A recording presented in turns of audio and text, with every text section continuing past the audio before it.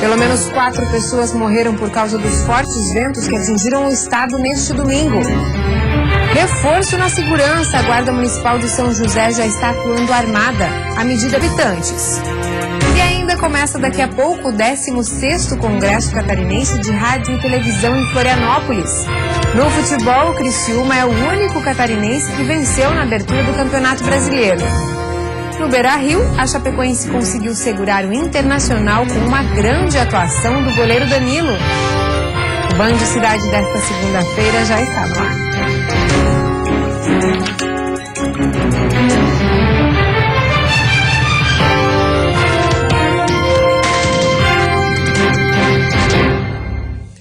Olá, boa noite. A Guarda Municipal de São José, na Grande Florianópolis, já está atuando armada. Os agentes receberam os equipamentos na semana passada. Para reforçar a segurança do município, os guardas municipais de São José passam a trabalhar armados com espingardas calibre 12 e pistola 380. Hoje, eles são, sim, a polícia do município. É um plus a mais na segurança pública. Os armamentos foram entregues ainda na semana passada para os 116 guardas municipais. E já no primeiro dia do uso dos equipamentos, os agentes conseguiram prender em flagrante um homem após cometer um roubo em um estabelecimento comercial no bairro Campinas. Conforme a secretária municipal de Segurança Pública, além de trazer uma maior sensação de segurança para a população, o armamento pode ajudar a proteger a integridade física do agente durante as ações. E o resultado já aparece nas ruas, né? Com frustração de roubos, de furto, que a gente tem atendido, que a guarda tem atendido, e muito bem. Para a população, tudo que for para garantir segurança é bem-vindo. Se for usado com responsabilidade dentro da legislação, né? Ok. Eu não sou muito favorável ao uso de armas, assim. Primeiramente, a pessoa necessitaria de ser muito competente, estar muito preparada para saber utilizar uma arma. Quanto mais arma, sobre os policiais, melhor, né? Para a nossa segurança, que somos cidadãos, que pagamos impostos e precisamos muito da segurança, né? A Guarda Municipal de São José foi criada em 2004. Os agentes que vão atuar armados passaram por 100 horas de treinamento de tiros com armas curtas e 60 horas com armas longas. A partir do ano que vem, todos os carros 0 km terão de sair das fábricas com o selo do Inmetro. Os adesivos trazem dados importantes na hora de escolher o melhor modelo, como economia de combustível e emissão de gases poluentes. Saber quantos quilômetros o carro novo percorre com 1 litro de combustível vai fazer a diferença para a Solon na hora de fechar o negócio. A informação está presente no selo do Inmetro, que divide os carros por categorias e classifica por letras o consumo de cada veículo. Um carro que consome demasiadamente onera hoje o consumidor e com isso dificulta, né, até a própria mobilidade do dia a dia, né? Os adesivos foram criados em 2008, são 16 categorias e a classificação do consumo varia de A para os mais econômicos a E para os menos eficientes. Veja um exemplo, um carro A faz em média quase 15 quilômetros com 1 litro de gasolina. Gastaria pouco mais de R$ 26 para percorrer 100 quilômetros na estrada. O veículo da mesma categoria com a letra E, que faz menos de 11 quilômetros por litro, teria custo de quase R$ 36. Nos dois casos, a gasolina sai por R$ 3,90 o litro, o valor médio nacional. Nesta concessionária, 80% dos clientes observam o selo do Inmetro antes de fechar a compra. Nesse momento de crise, as compras racionais têm prevalecido as compras emocionais. Então, esse programa de etiquetagem é mais um comparativo para o consumidor, para ele ficar alerta e decidir por uma compra mais inteligente. Nos carros fabricados a partir de 2016, o selo traz também informações sobre a emissão de gases poluentes na atmosfera. A previsão é de que até o fim do ano, 90% dos carros vendidos no país saiam das montadoras com a etiqueta do Inmetro. E a seguir, mau tempo e ventania causam estragos e mortes em Santa Catarina. E ainda começa daqui a pouco a abertura oficial do 16º Congresso Catarinense de Rádio e Televisão na capital. Nós voltamos já.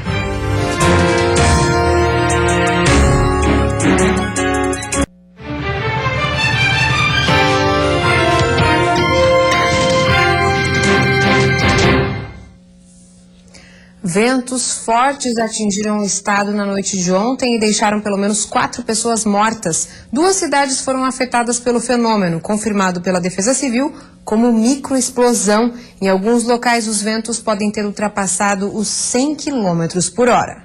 Onde se tinham casas, o cenário era esse. No interior de Ponte Alta do Norte, na região serrana, pelo menos 12 residências foram destruídas com a força do vento e outras 70 ficaram danificadas. Árvores foram arrancadas. Lá embaixo, a cena era ainda mais triste. E para os atingidos foi preciso achar força para tentar recuperar alguma coisa em meio aos escombros. Sensação de tristeza, né? Para quem tinha tudo, agora não tem mais nada. Roupa, nada, não tem mais nada. Demoliu tudo, ficou tudo demolido, virou tudo pedaço. E para ter uma noção da força do vento, muita coisa que estava aqui, ó, onde tinham 2 casas, foi parar atrás daquelas árvores, mais ou menos uns 400 metros de onde a gente está. Tudo aconteceu no início da noite de domingo. Nessas imagens aéreas dá para ver o rastro de destruição provocado pelo vento, que chegou a 100 km por hora. Um fenômeno chamado de microexplosão atingiu a região e foi confirmado pela Defesa Civil. A gente chama de desastre súbito, né? Então, o vento passou, causando os estragos, mas ontem essa massa, né, de ar frio já se deslocou para o nosso estado vizinho, para o Paraná. E bem ali onde estão aqueles destroços tinham 2 casas. Uma família acabou morrendo. 2 homens e uma mulher. Eles foram atingidos pelos escombros e não resistiram aos ferimentos. É triste demais, né? Porque a gente sabia como eles eram, né? A família que eles eram, alegres, divertidos, né? E de repente virou em nada, né? Acabou. 21 pessoas ficaram feridas e foram levadas ao hospital de Curitibano e cidade vizinha. 6 ainda estão internadas em estado grave. A prefeitura decretou situação de emergência. A intenção é ajudar, dar o suporte necessário. Em Porto União, no Planalto Norte, a 200 quilômetros dali, o fenômeno também foi registrado. E uma pessoa morreu após ser atingida por um telhado de um barracão. A Defesa Civil vem monitorando essas áreas e auxiliando as famílias e as cidades para a reconstrução. São famílias carentes, necessitadas. Olha a situação que ficou isso aí. Complicado, né? É muito complicado. E assim a gente espera que o Estado, alguém nos ajude, né?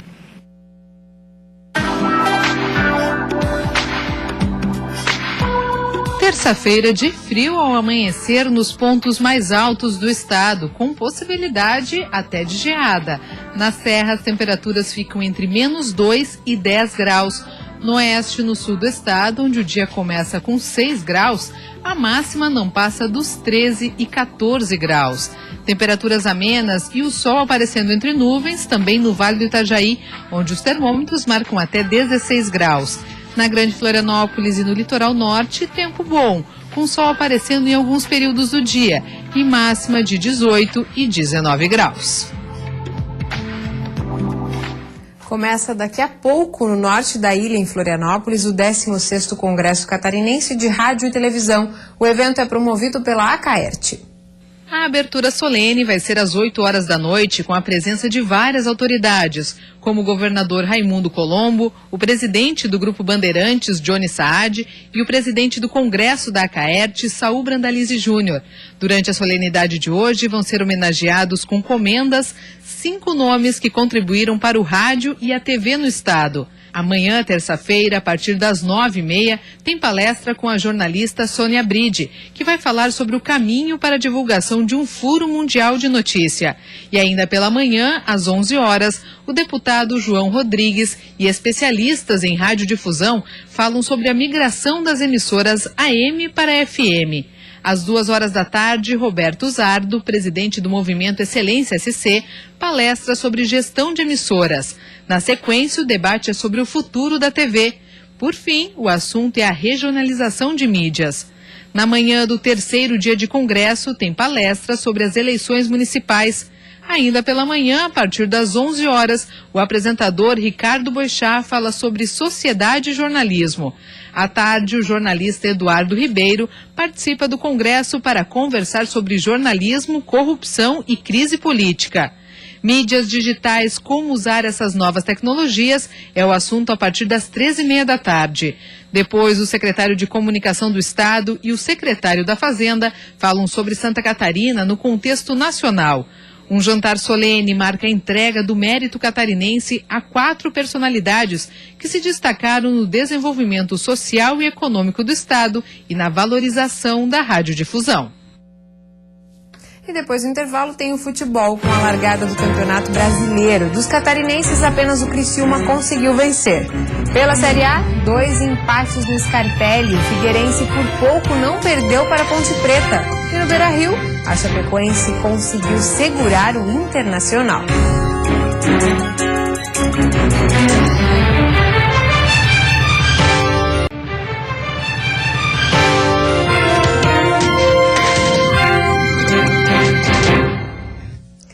Futebol, os 2 times catarinenses da Série A começaram a competição empatando em 0-0. No Orlando Scarpelli, o Figueirense por pouco não saiu derrotado. A experiência do ano na Série A, dentro de casa contra a Ponte Preta, o time mediano do futebol brasileiro. Dava para sair de campo com os 3 pontos e uma boa exibição diante do torcedor.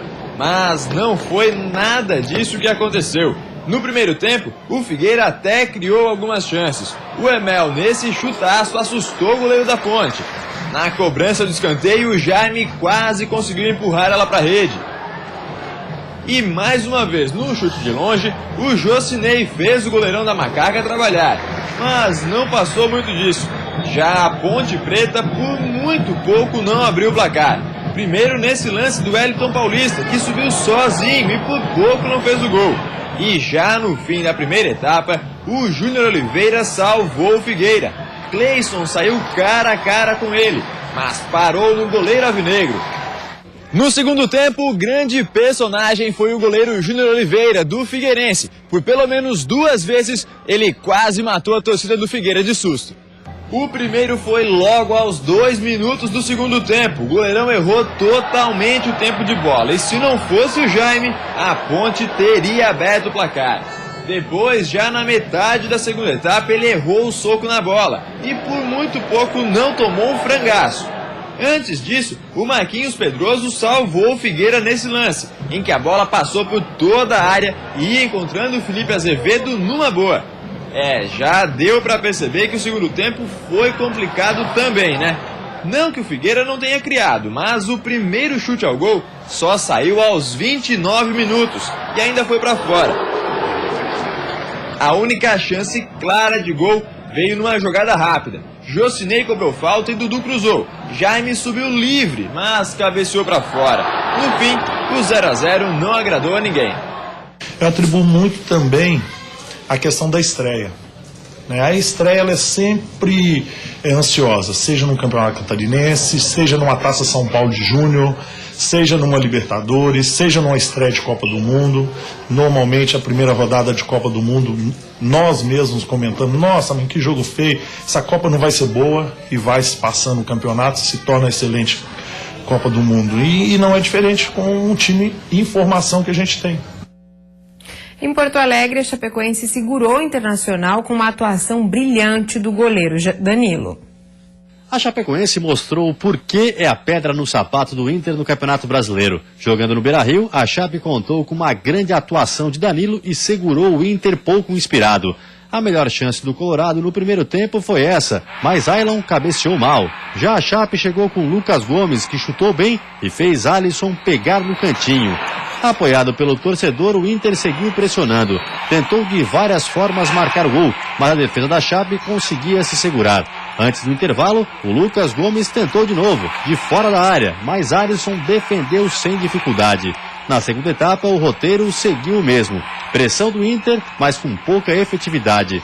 Até que nesse lance, Ananias fez pênalti em Andrigo. Na hora da cobrança, Paulão, o zagueiro, se apresentou. Não deu outra. Danilo defendeu 2 vezes para o desânimo da torcida colorada. Acabei batendo bem durante a semana. tive um rendimento muito bom. Mas no dia do jogo é totalmente diferente, cara. Eu bati no pênalti no canto que eu sempre bato e o Danilo foi muito feliz. Depois disso, pouca coisa mudou. A Chape até tentou em alguns chutes de longe, mas não conseguiu marcar. Ficou mesmo no 0-0 no Beira-Rio. Quinto jogo entre os dois times na Série A. 2 vitórias da Chape, 2 empates e apenas uma derrota do Verdão do Oeste. Faltou um pouquinho mais de talvez, sei lá, força, alguma coisinha, algum detalhe para a gente nos contra-ataques conseguir alguns lances mais expressivos. No Heriberto Wilson, o Criciúma começou com o pé direito na Série B e derrotou o Náutico por 1-0.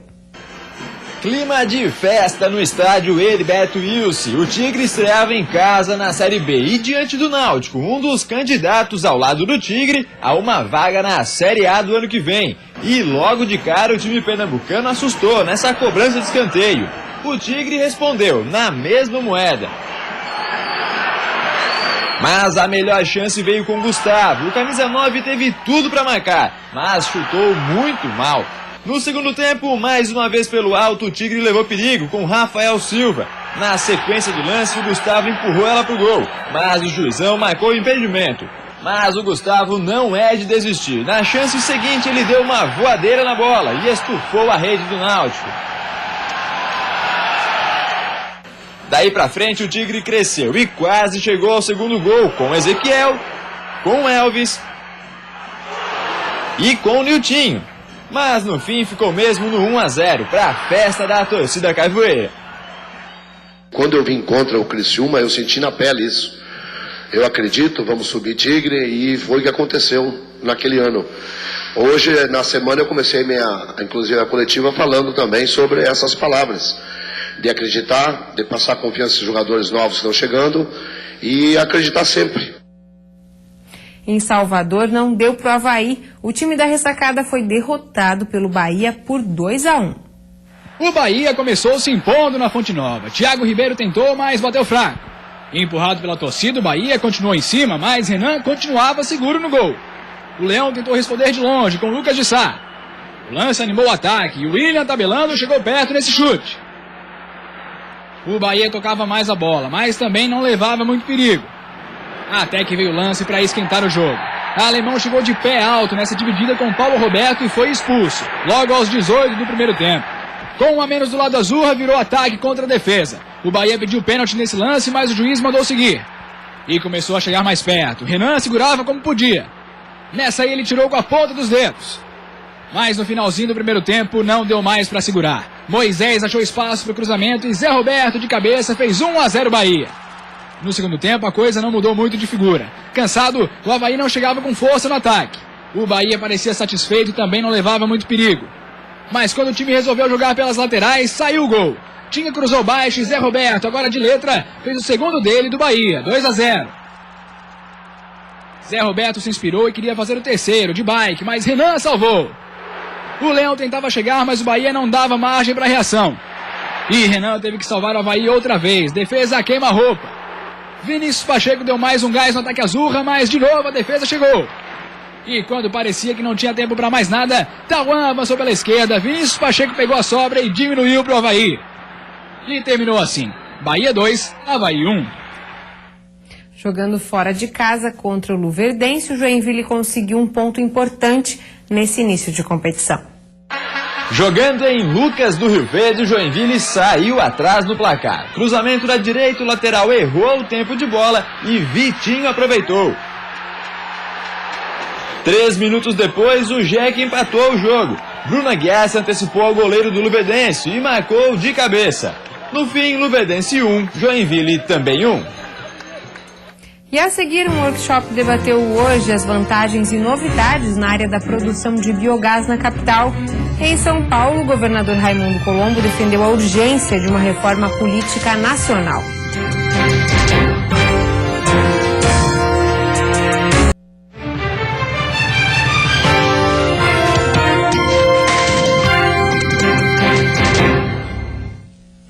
Em Florianópolis, técnicos e representantes agrícolas discutiram maneiras de implementar usinas de biogás no estado. transformar rejeitos de animais em energia renovável e ainda em fertilizantes. Este é o desafio de Santa Catarina, maior produtor de suínos do país, segundo maior produtor nacional de aves e quinto no ranking brasileiro de produção de leite, mas ainda sem tradição no aproveitamento dos resíduos dessas culturas. E isso, evidentemente, nos notabiliza a nível nacional e no exterior também.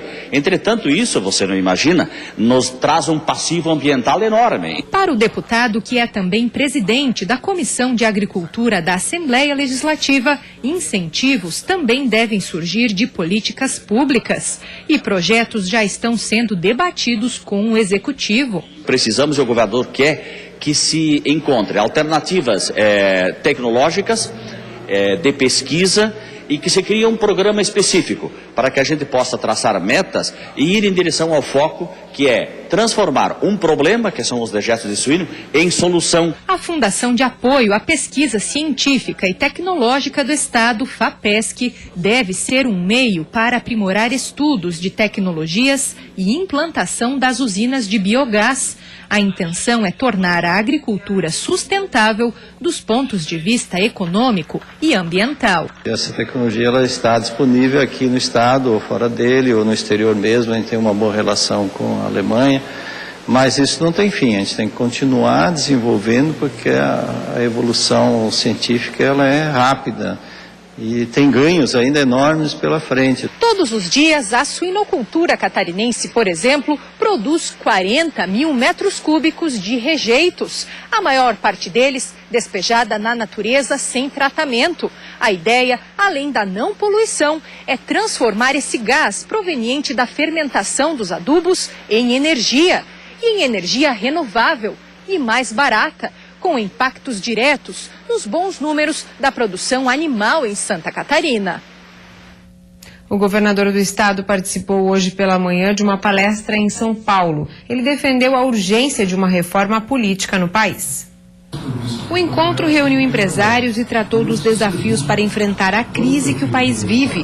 Diante deste cenário, o governador defendeu a necessidade de que o novo governador federal promova em caráter urgente a reforma política necessária. Eu entendo que nós temos muito pouco tempo para fazer as reformas. Eu acho que tem que convocar o Congresso extraordinariamente em julho. Antes disso, criar as mudanças que são conhecidas, que todos nós podemos ter uma opinião diferente ou não, mas que o governo tem que encaminhar e votar no mês de julho. Se não fizer em julho uma convocação extraordinária, eu não acredito que faça esse ano mais. Antes do fim da palestra e diante dos possíveis reflexos do cenário atual do país em Santa Catarina, o governador deixou uma mensagem ao empresariado de São Paulo. Eles podem ir investir em Santa Catarina, levar suas empresas para lá, gerar emprego. Nós temos condições de fazer uma boa parceria.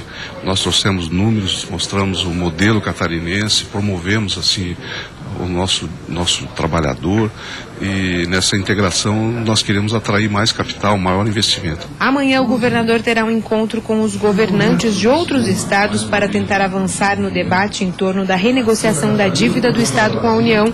O governo catarinense está questionando por meio de mandado de segurança no Supremo Tribunal Federal os cálculos do governo federal na cobrança da dívida pública. Os ministros do STF começaram a avaliar o pedido em sessão no dia 27 de abril, mas decidiram adiar por 60 dias o julgamento. Tem aí o Jornal da Band, uma ótima noite para você. Até amanhã.